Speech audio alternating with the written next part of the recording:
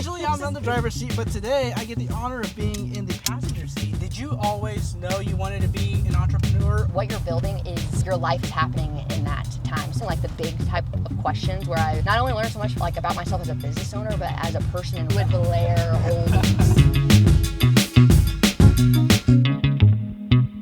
Hey, welcome Hello. in. How are ya? Good, how are we doing? I'm doing good. Excited to see you today. What a switch up. Seriously? Usually I'm on the driver's seat, but today I get the honor of being in the passenger seat. And you might be wondering, Brian, this doesn't look like the same car. and you are right, because we are in Karly's grandpa's Camino, which is just so epic. I feel like anytime like I'm with you and like the car is with us, like everybody's always like saying something about the car, which is just so epic. Happy really took care of this. So this is so cool, and I'll have her tell you a little bit about why the Camino is so important to the brand. But welcome back to the podcast. I'm excited for today's guest, my good friend Karly. And yeah, tell us a little bit about like you and like kind of your story, because it's so cool. Oh, well, thank you. First off, I want to say thanks for having me. Brian is the best. I'm so thankful our paths crossed. And yeah, basically, about 4 years ago now, in 2022, I started a mobile flower shop out of this Camino. It's my grandpa's. He has been such a just huge part of my life and supported me through everything since I was a little girl. He was my neighbor growing up, him and my grandma. And my grandma is no longer with us and miss her dearly every day, but feel her prayers all the time and just really feel her a lot through this whole experience that I've got to do with my grandpa. So yeah, we started in flowers. I started selling flowers out of the back of this, and I had quite a few people. They were just awesome. The community has been incredible from the very start. They were just like, oh my gosh, just kind of cheered me on and followed me places and markets that I sold. And then they were like, oh, are you going to get into weddings ever? And I really wasn't planning on it. And I ended up meeting an amazing florist and designer at she came to see me actually at the Indiana Peony Fest. Her name was Maggie. And ended up, we grew a friendship, and she's like, if you ever go into weddings, I always knew I wanted to keep her in mind. I don't even think she said, if you go into weddings, she was just like very memorable from the day I met her, and I knew she was working in a flower shop at the time. And anyway, pitched her a job, and she came on as our lead floral designer. We got into weddings. My mom then joined the company, and now she's a co-owner, and could not do any of this without her. So the wedding side really kind of grew there, and then where we kind of came to get to know each other more, it definitely was through the wedding industry, but really did our first work with the coffee side. So we now are Flowers and Coffee, and we just we launched a coffee brand it was in 2024, and then didn't really know where that was going to go, and it kind of thankfully took off more than I didn't really know what to expect. And so now I'm leaning more into that, and Brian's been a huge help of helping that brand kind of come to life. And I, again, can't say enough good things about our paths crossing. Yeah, it's been just such a cool journey, and just seeing like the coffee brand, just in the last little bit, just grow, and it's just so exciting, and I'm excited to see where it continues to go, which is like, you might be wondering like, hey, last few episodes we've been talking about video, photo, why flowers? But let me just tell you, this podcast is more than just about photo and video. Like, my goal is to just connect with creatives, and I think like, what more creative than a florist, and just really doing a great job and creating these beautiful floral arrangements. But like, more so, it's like, I think something that we all have in common is just that we're all in just the process of like getting a business going, and I think there's just a lot to share. And Karly, I think you just just with starting with flowers and then going into to coffee, and just that business like process has just been so cool. And one thing that I like appreciate about Karly is that she's such an inspiration to me, because I just have my video business, and sometimes I am like overwhelmed whenever it gets busy. But then there's Karly that has a wedding florist, like she's a wedding florist, and she has a coffee company, and she's a mom, and she does all this, and I'm just like, man, if she can handle all those three, I can handle, just about anything. So, well, that's very kind of you to yeah. say. So yeah, just so cool. So, yeah, I actually will say something that was going to go into that. Always like to give a plug, a very big plug for my son. Anybody else out there that might have started something with a young child, I just will never. I can't wait for one day. He's 6 now, but we started when he was 2, and I can't wait to tell him. Hopefully he knows a little bit just how much he has helped his mom follow a dream. But I can't wait till he's older and. Hey, maybe watching this one day and just would love for him to know. Maybe we'll have him on the podcast next. What? Oh my gosh. That would be such a cool episode. Yeah, but he lit a fire in me for sure, and he's my big reason why, and just a huge part of the whole business. So yeah. So, did you always know you wanted to be an entrepreneur, or how did that how'd you start that? How was that journey? Yeah, no. I would say the big answer is no. However, I didn't know if I could do it. I went to college. I went to IU. I was very thankful for that. Didn't really know what I wanted to do. I switched my major 6 times. Oh, wow. Yeah, my parents really were always on board for when I give them a call, I think I'm switching it up, and they always wanted me to do, which I really appreciate this. They wanted me to do what I felt like I needed to do. So they were always supportive of me switching. Yeah. And I started in journalism, which I think checks out, but then was in elementary ed for a while, which I do think, I love kids, but then I was in that for about a year and realized I don't know if that was for me, and I did interior design, and then ended up in management and communications, which probably should have started there, more broad, but I didn't even major in any type of entrepreneurship. I do think I could have learned a lot there, but when I did graduate, I started doing just things more so for a hobby with my grandpa still actually in his barn. Yeah. I don't know if I've ever told you this, Brian, but I did calligraphy. I made things on wood slates that my grandpa would literally cut from his trees. Yeah. And I would do some gifts for friends, and again, didn't really think that was what I wanted to do, but I knew I loved going to markets, and I think I learned early on that was not going to support my life, but I was I just love this atmosphere. So I would say, that was probably, I need to look back, but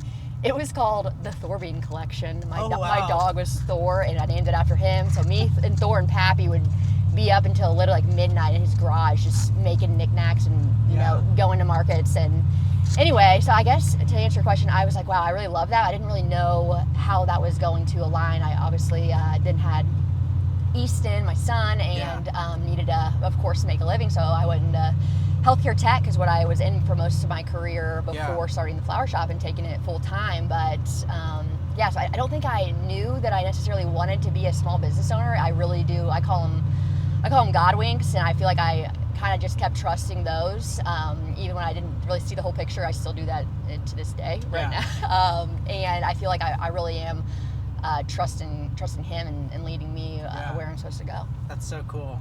Oh wow, so calligraphy. That's Yeah. so cool. What a journey. Yeah, I think it's always I say this, again, and it's just in the creative space, I feel like our journeys are just so all over the place. You start here and you end up here. I was in school for nursing, and then now I'm here. Yeah. Doing video. That's it's just so cool, and what an incredible story. Wait, I need to ask a question for you. Yeah. So what made you, I don't think I ever knew about this, but when did you make your switch? So I made my switch 2 years into college. Okay. I was just you know what? My end goal was kind of to be a pediatric nurse practitioner. Okay. I can see you being really good at that. Love working with kids, especially like toddlers. I think they're just so fun. You just never know what they're gonna say. Agree. They're just like a sponge. They're just so cool. And so that was kind of this, coming out of high school, that was the goal. But then the more I thought about it, I don't know, just the thought of being stuck to that for the rest of my life. Mm-hmm. Just that monotonous schedule. Yeah. I was just you know what, maybe this isn't for me. And so that's when I pursued just the video space, because it's I've been able to, for one, just kind of work on like my own schedule, which is just so cool. So like just the flexibility of it, and also just so many opportunities have come from it. And I've just been able to meet so many like cool people, and so I love it. That's awesome. Yeah. Let's see. What, like, as a wedding florist, what do you think like people underestimate about you guys? I mean, there is so much more, obviously, to many jobs. I know this is the case, but there is so much more prep and behind the scenes that goes into the final day. Yeah. A lot of people don't like realize. I know we've had a lot of questions like, so you like get the flowers, you know, on like Friday, the day before, and like flowers come in on like usually Tuesday, and we're prepping like obviously meeting with the brides way before that. So there's just so much, which I think people would know that, but it'd be cool to show like just the little things. And that's again like where I'm so thankful to have Maggie, and I have learned so much from Maggie, because like I said, I didn't start this thinking I was going to go into the wedding side. So it's been so cool as our lead designer Maggie coming on, and then now we have a small team of freelancers that also join in, and if we're booked up and need to bring some people on, or if there's many times now where as we're growing, it's cool to see Maggie then lead more florists, and it's just the floral industry. I guess that's another twofold to your question. The other thing, there's so many hands that go into. I know the small businesses are all different, but if I were to count how many hands go into making, I don't even like to say my mom and I, and like everybody that is involved in this small business go. It is limitless. From our freelancers to people like you that help with to get the story out. Our photographers, like there's so many hands in it to make it all go. Something that we also did just recently this year, which I'm so this happened about 2 or 3 months ago. We are now working with a boutique agency, Leo and Lane, and I've learned so much, and just their help. That's something new. I'm really thankful for the opportunity to get to do this, but it's something I would definitely recommend if there's a small business owner out there or you're like in this stage of like wanting to grow, and you it definitely takes some time, and it's an investment, but it's one of those investments that I think is what do they say, you have to spend money to make money, and I definitely am seeing that more and more. And I guess those are like kind of three things of behind the scenes of a small business that not everybody might see just from the outside. That's so cool. So I guess you touched on this a little bit, but tell us like how Camino plays into the whole brand, because I feel like your brand is just around this Camino. Yes. Yeah, it is wild. Sometimes I'm like, even when I like go pick this up, so for those obviously that don't know, my grandpa still owns this, so it stays in his garage. And that was the rule from the beginning. After an event, I brought it back, and it ended up in the garage for the night. So that's been really special, because I get to see my grandpa more than I probably would have if I didn't start this, because we're having a lot of touch points of me picking up and sitting on his porch and catching up for a minute. And so the Camino, it for sure is more. I feel like the brand encompasses what I hope that people feel when they're like with us, or people that meet us and see us out, and just the brand in general. It's just like that feeling of home. I know that kind of going on a tangent, but that's how from the beginning the brand started, and I hope to continue even in the growth to continue bringing that like everyday life into what I'm doing. So when I'm going where I'm going with this, and I can. My brain definitely goes on tangents, so bear with me, but hopefully you're following. Basically, I definitely know that I want to continue to bring that in to everything I do. So from the Camino is really symbolic of just like the love and support I got from my grandpa, and how I want to bring that, and just like when it comes to having coffee on the like setting the coffee. I just have visions of my grandpa setting coffee on top of this Camino, and I'm like, whoa, here we are selling coffee with the Camino, like called Hey Camino Coffee, and it's just, I don't know. So I think I hope to never lose, and big goal of mine is to never just forget where it all started, and that obviously my grandpa's a huge part of that, and just my childhood and all that. Yeah, that's so cool. So to anybody listening out there that is wanting to start a business, or is early on in like their business journey, like what advice would you have for them?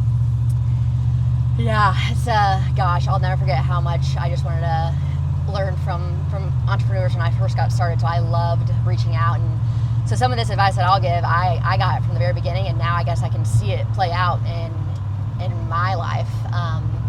But one of the first things that I would say is it's going to sound cliche, but there's going to be times, like obviously there is definitely a grind aspect of starting something, and you kind of have to know you're going to need to say no to some things, or like your time. There's a lot of time that goes into building something in the beginning, and for me it was a really big blessing because my son was 2 and I had a lot of time when he went to bed at night.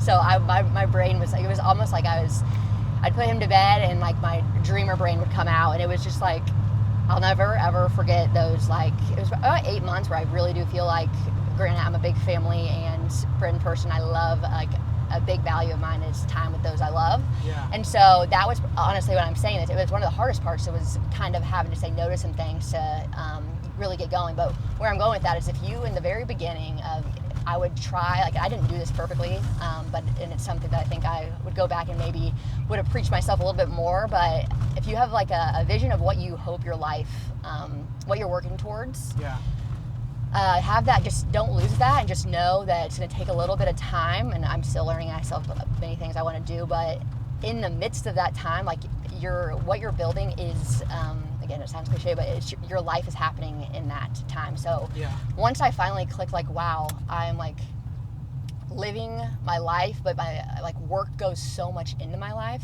So I was just talking to Maggie in the U-Haul on the way home from the wedding the other day, because she asked me kind of a similar question, and I really don't ever feel like I'm going to work. I know that sounds like, don't get me wrong, there are days where it's hard, like, and I'm exhausted, and but it's the hard I would pick over and over again. And I really do think my life and work has formed so together where my son can come to things, and it's still important to have separation of work and life. I think that's another thing I would advise. Make sure you're trying to make that time, because the rest, that'd be another one I would say.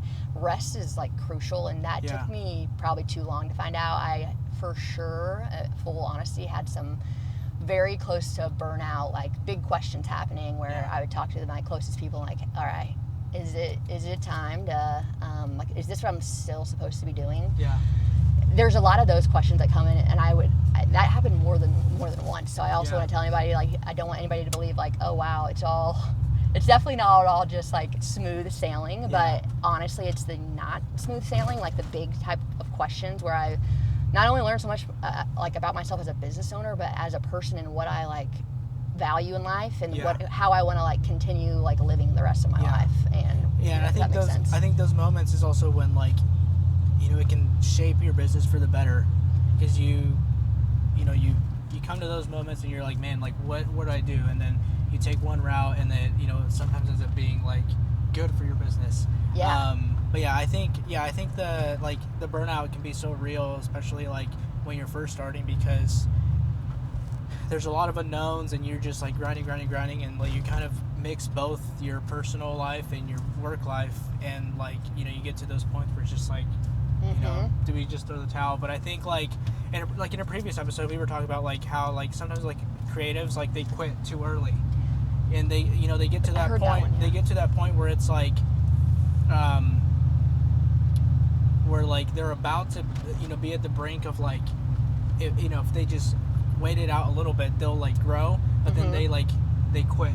And like, I think like that's very common in the creative space. You just have people that just quit too early, and like, you know, just like what you said, it like, you know, you're playing like the long game. You know, it's not like, you know, today I'm gonna go and say, hey, I started this business, and tomorrow I'm like, you know, self-sufficient and it's making money. It's like, it's a journey, you know. And you have ups and downs, and it's like, you know, you have days where it's just like, you know, there's not much money, and then, but like, you just have to like grind it out, because like in the end, like, it's worth it. Kind of like what you said, it's just like, it doesn't feel like work.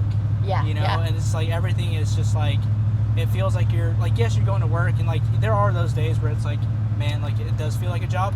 But like overall, like it just feels like you're just doing what you love. What's like the saying, like, do what you love and you'll never work a day in your life. And I think that's just so very true. I just read something on that point that you said. It was talking about how if you, what did it say? Oh my gosh, it was so good. It was just like that, but they said it in a way I had not heard about it before. Shoot, left me. It'll come back. It'll come back. Yeah, maybe before the podcast is over, we'll see. But yeah, that's just so cool. So one segment we have here on the podcast is we're building a ride over playlist, and I'm curious, what's like a song that you would like blast on your way to a wedding in the Camino? Okay. Yeah. So I had to give two because I feel like I have two things that feel very me and like will get my mind right. Yes. The first, I'm a big country music fan. So yes, same here. Love country music. Yes. And honestly, I guess I'm gonna give two artists here. One is a little more. I gotta give three. Okay. So it's two girls and then a band that I just love. So in the very beginning, I've always loved Miranda Lambert. Bluebird has kind of been like my song from my son and I. There's a story there. Maybe I'll tell you another day. That's really really cool and super symbolic and just like, again, I feel a lot of God winks with the Bluebird and Miranda Lambert. But I love Ella Langley so much. Yes, let's go. Comment Ella fellas down in the comments below. Ella fellas, yes. Let's go. Dude, she's got some good stuff. Her new album is so good. I also love how she lived, like, obviously I don't know her at all. I did see her at, this is kind of wild, I didn't put this together, at the Bluebird in Bloomington before she, on her, not this tour, but last tour. I've been just a really big fan of her, so I've seen her now 2 or 3 times. But that one was a small, like if you've ever been to Bluebird in Bloomington, it's awesome because it's quite a bit smaller. So that was a couple years ago, and it's been really cool to watch her story unfold. Like obviously she is just doing big things, but I feel like at least from an outsider, I would definitely say just a fan. Like I love listening to some of her interviews because she, I think it's really cool how she is taking. Like getting bigger and staying really true to her roots. Like I thought it was awesome. I don't know if you know this, but she took 2 weeks off when like some stuff was getting intense with her, just in her world. And I feel like that was like, it was cool to just hear how she kind of talked about how she really, her faith grew a ton in that time. And I just have a lot of respect for someone with such a platform too, and think it's really cool how she's bringing faith into saying like how she got to where she is. I just think it's huge. That's and so not only is her music great, I just think that she seems like just such a genuine person, and I really, she's super inspiring to me. So a lot of Ella. I actually love, I'm a sad girl, country. What is it, emo country girl, and honestly sad songs pump me up, so I listen to a lot of her like older stuff. It's kind of more like sad, but I love like Dandelion, her album now. I'm like, wow, I almost feel like I grew, like a lot of the stuff she was going through, I feel like I really related to it in the time. But the boys, Sam Barber is, I lied, I would have to do 4. Oh shoot. So Sam Barber is like one of my all-time faves too. He is newer. I actually just went to one of his concerts a couple months ago, and he's, I think, great. Again, a lot of soul. Like I just love like when I can like feel the music. It just, that is what just pumps me up, and I love when it's relatable. And I think Sam is just awesome. And then the band I was talking about is, I really love Flatland Cavalry a lot. Them and like Turnpike Troubadours, I will be blaring a lot of that. Brian Bingham. So wow, I gave way too many, but no, this is so great. This is so great. Now is your playlist on the way to a wedding different than your playlist on your way back? Honestly, I'm a pretty like, I like what I like at any time. I know I said I'm 2 different, I guess I did say that, 2 different genres. Country is like my number 1, but I love oldies so much. My grandpa loves the Beach Boys, so and my grandma loved Elvis. And you'll find me listening to a lot of the oldies. My son, like, it's so funny how many oldies he knows, because like when he was little, we would blare oldies. Like we loved The Sandlot and Little Rascals, and we listened to those soundtracks a lot. So anything like that, I love that's too. So cool. Yeah, because I know like sometimes like some people we've had on the podcast is just like yeah, you know, our playlist like on the way to a project is just like so hyped and so like excited, and then our playlist on the way back is either like the most slow mellow music or like you just no music at all, and you're just like, man, what did I just do? I relate to that too. I feel like I go a little like mute, like especially when there's two of us working, we're just like, all right, we are cash. Oh, that's so great. Yeah, this is just so cool, and I just a lot of good stuff, and just, you know, how it ties everything in so well, just like your creative journey, and you know, like how it is to manage, you know, a small business, and now I guess even two businesses with the florals and the coffee side. And I was just so excited to have you on here. Thank you. One, because you're just such an incredible person, and I really appreciate you, and just so cool to see, you know, how this has come to be, and I'm excited to see where this continues to go. And two, because it's like Camino Coffee, like we had to include coffee in here. You know, that's the whole podcast. It's just about coffee, and just so cool to see that. So how did coffee kind of come to life? Yeah, no, and I know, I feel like we're in the beginning stages, so there's definitely a lot more to talk about when it comes to the floral side. I feel like I'm still very much, it's cool, in the baby stage of the coffee, which I'm so thankful for and excited to be in this. But the coffee, Noble Coffee in downtown Noblesville, I don't know if I mentioned this, but my flower shop is in downtown Noblesville, so... Okay. I would go to Noble Coffee downtown, just with my son, with my friends, with my family, just to get coffee ever since like I was younger. So one time I was in there, and that's where we would set up most of our consults for brides. We would either do, if it was in person, it was usually at Noble Coffee. So I was going there meeting a lot of brides, and one day I was chatting with a friend, and like really joking, said something about like Camino Coffee, and it like stuck. And the owners of Noble are just incredible, and they were like very open to talking more about this idea. And I just can't rave about them enough. They're huge supporters of dreamers and just like the community, and so they I definitely want to give it to them that they were a huge part of. Obviously they roast the coffee now, so it's cool. I love partnering with local businesses. At the very beginning, that's how the Camino and Company, the company, I guess I didn't share this, was the farmers that I would buy local flowers from. Oh, okay. So that's where Company came from, and I knew I wanted to just partner and work with and support as many local businesses as possible. Yeah.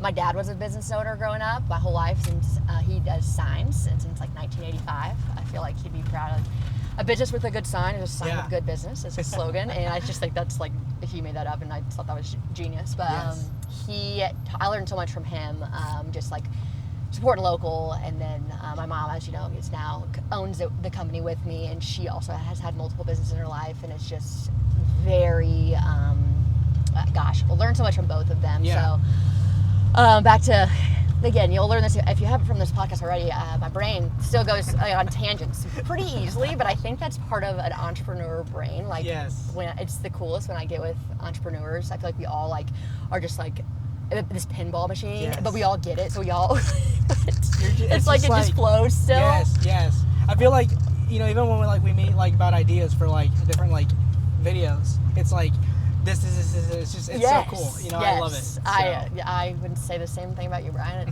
I love that. But yeah, so the coffee really, again, it was one of those people ask like, so how did you come up with these even flowers in coffee, these ideas? I really want to say like there wasn't, I didn't necessarily have a business plan. It organically happened. I'm not saying that's how it's always going to be, but that is how I like knew to run with it. But now it's really cool. Like we do have a business plan, which I'm super excited for, like the coffee moving forward. And we have some goals that we're really, really working towards, and I'm really excited for this year to get those out into the world more and kind of just see what happens. But that's so cool. Back to how coffee happened was just literally me. I love coffee. I also drink a lot of it, especially as starting this when my son was 2. I mean, I still drink a lot of it, but I think creatives keep coffee shops alive. I would have to agree. I'm definitely in that realm. But yeah, coffee and coffee and flowers just kind of really went hand in hand. So I am very excited to just kind of see where the coffee side of the business goes. That's so cool. Yeah, you'll have to visit the link below, and you can order your coffee there. Some good stuff, and just so excited. So what do you say we made it here to Noble Coffee, which is where Camino is roasted. So like how more fitting. This is just such a fitting episode. We have the Camino that ties in the brand, and we have Noble Coffee that is where Camino Coffee is roasted at. So what do you say we go in and grab some coffee? I would love to. Let's do it. Before we go, I just again want to thank you, Brian, for everything. I'm so excited to see where your journey takes you, and I just feel like, again, I've said it a lot, but one of my favorite parts about owning a small business is the people I get to meet, just like you. So I'm just really thankful for the opportunity. So thanks for having me. I appreciate it. Thanks so much. Let's go in. Grab some coffee.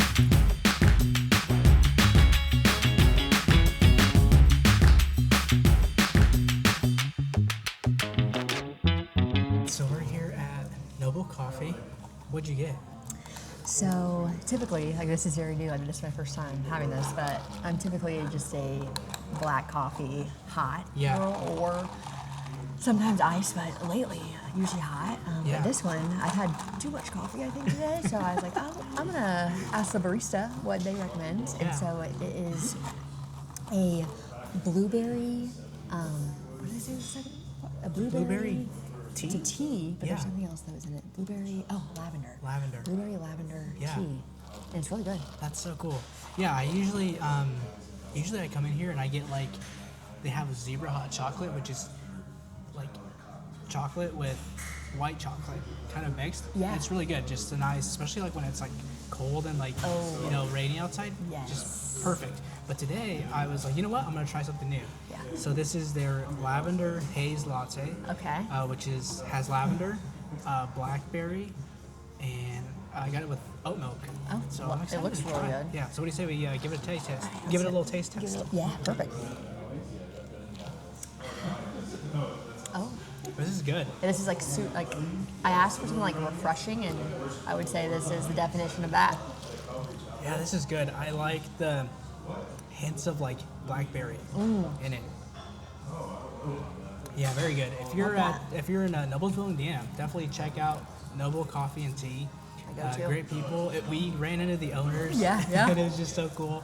And yeah, if you're interested in getting Camino Coffee, you can visit the link below and order your bags there. A lot of good stuff there. And actually do a little quiz and find which bag is for you. So feel free to do that. Visit the link, take the quiz, find which blend is best for you, and order it. It's some good stuff over there. Yeah. Tell the listeners where they can find you. Yeah, so you can find us at Hey Camino Co. On Instagram. So it's just HEYCAMINO.&co. And then you can also, for our coffee page, we'll have all things coffee on Hey Camino Coffee. So I would say that's where we do the most interaction with like our community, and we love that. And then you can also go to heycamino.com to check out more of our story. But yeah. That's so cool. Well, hey, thanks so much for coming on the podcast and riding along. A lot of good stuff about, just the process of and the journey of, owning a small business, and just a lot of good stuff over there. So thanks so much for riding along. Yeah. And that's the ride over.